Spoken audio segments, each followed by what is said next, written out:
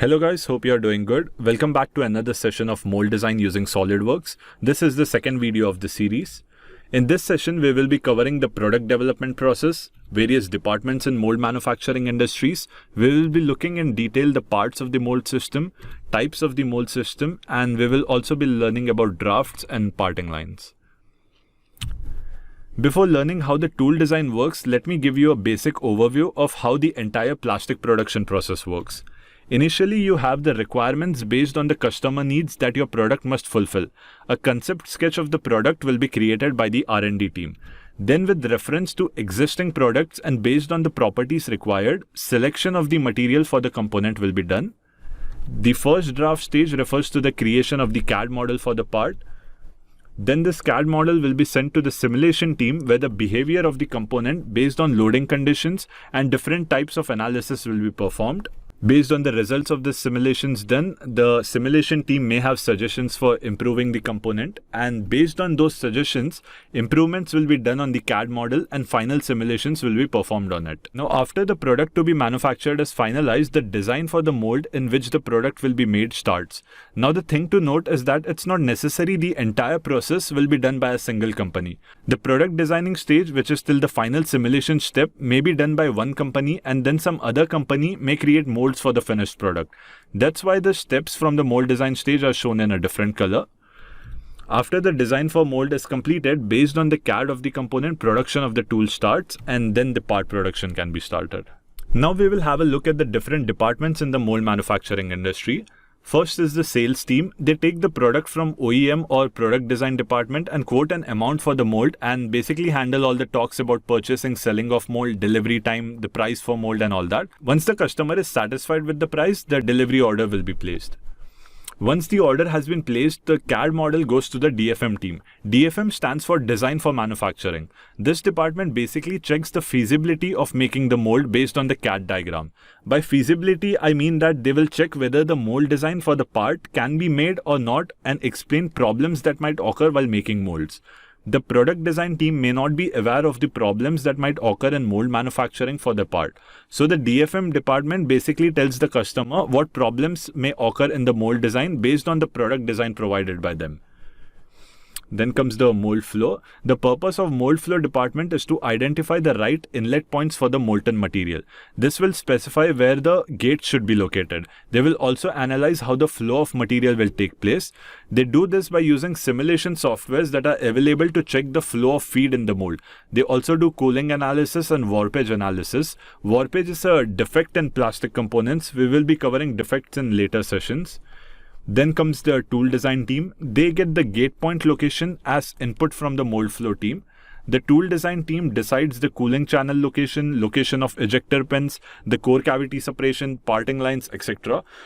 We will have a look at what are the parts of the mold in a short while. Basically, the tool design team is responsible for all the parts of the mold tool. Then comes the CAM programming team. They basically write the programs for making the tool. Then the material for tools is ordered according to the specification given by the tool design team.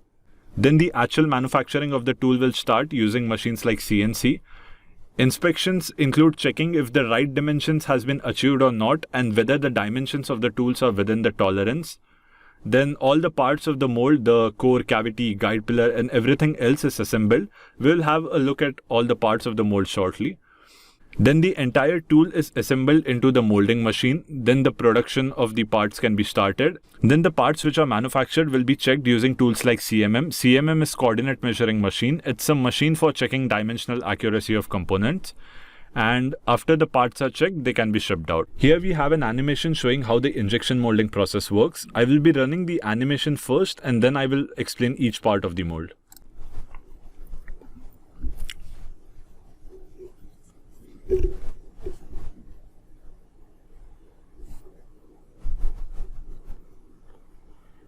On the right side, we can see the cavity plate and the cavity backplate. The diagram which you are looking at now is called the two-plate mold. In the two-plate mold, the cavity plate is fixed. So the right side of the system you see is fixed and only the left side, the core side of the system moves.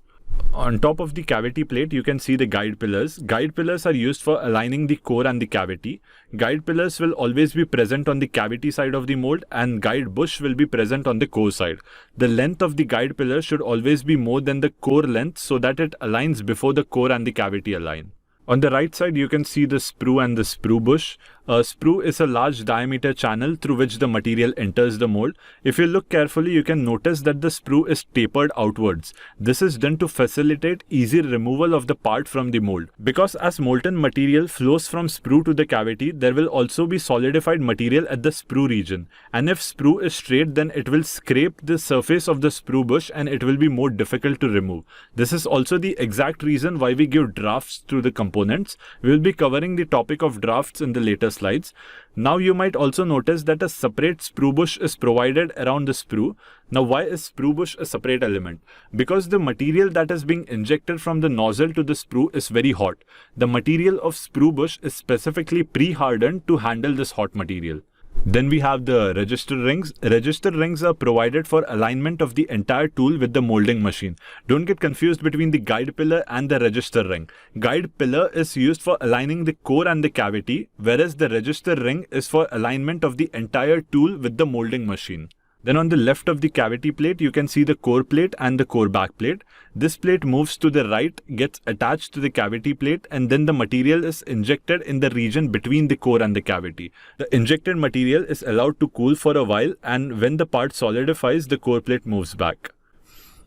Then we have the ejector pins. Once the part is formed and the core plate moves back, the ejector pins are used to eject the part that has been molded. The size of the ejector pins is around 6 mm. The part of the ejector pin near the core is transition fit, and then after some distance, some relief is provided for the ejector pins. The length for which transition fit is provided is called guidance of the ejector pin, and this length is around 12 mm. And then we have the return pin. The function of the return pin is to bring back the ejector plate back to the original position.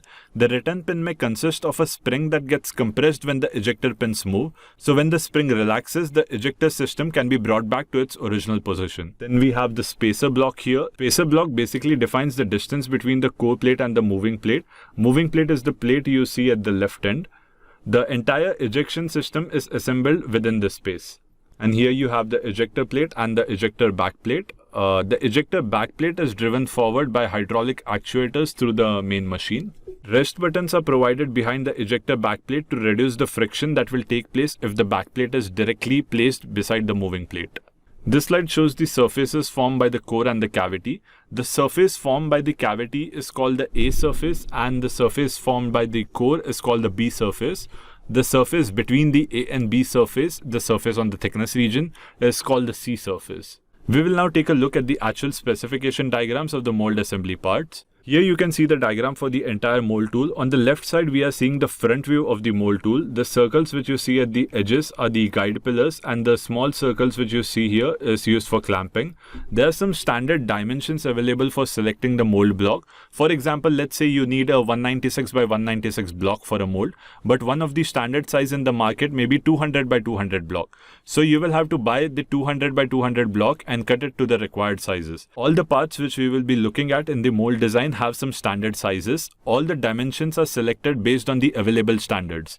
Here on the right, BP stands for the bottom plate, SB is the spacer block, CB is the core back plate. On right of that you have the core plate, then CV is your cavity plate, EB is the ejector back plate here, and EP is the ejector plate. This diagram shows the front view of the mold tool, and here we have the sectional view. And at the bottom you can see the transfer screw used for fixing all the individual plates. Here you can see the diagram for a guide pillar. The part of the guide pillar that enters the core when the mold is in the closed position is called the core region. In the diagram, the part of the guide pillar to the right of the yellow line is the core region. The core region of the guide pillar needs to be hardened as it will be sliding in and out of the core thousands of times while making components. The G6 and F7 which you see here are the types of fits. The inverted triangles here denotes the surface roughness of the guide pillar. Here we can see the diagram of a guide bush. You can see that the inside surface also needs finishing as the guide pillar will be sliding through it. The bottom part which you see here is the ejector guide pin. Its purpose is to align the entire ejector system with the core plate. and the ejector guide is surrounded by the ejector guide bush. The component on top is the return pin. In the main animation of the mold working which I showed you, this part was not included. This component is on the core side and pulls the sprue from the cavity side. The reason for the inverted taper is that more pulling force is acquired compared to a straight section. So this will ensure that the material is not cooled down at the cavity section itself, which will block the passage of the material. The tapered section which you see is also called the cold slug well. Here you see the diagram for the sprue bush. You can see that the taper for the sprue bush is 1.5 degrees. This is a standard taper for sprue. Another point to note is that the core thickness must be more than the cavity thickness. This is because the molten material will enter the core side at high pressure, and this may cause a depression at the core side. So to avoid that, we always provide a higher thickness on the core side compared to the cavity side. This is the diagram for the register ring. The center line which you see here must align with the center line of the molding machine.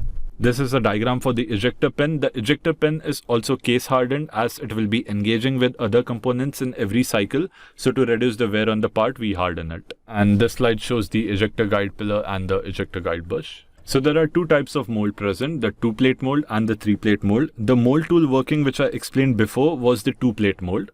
Here I will first run the animation for the 3-plate mold so you can see the working for yourself, and after that I will be explaining how the 3-plate mold is different than the 2-plate mold.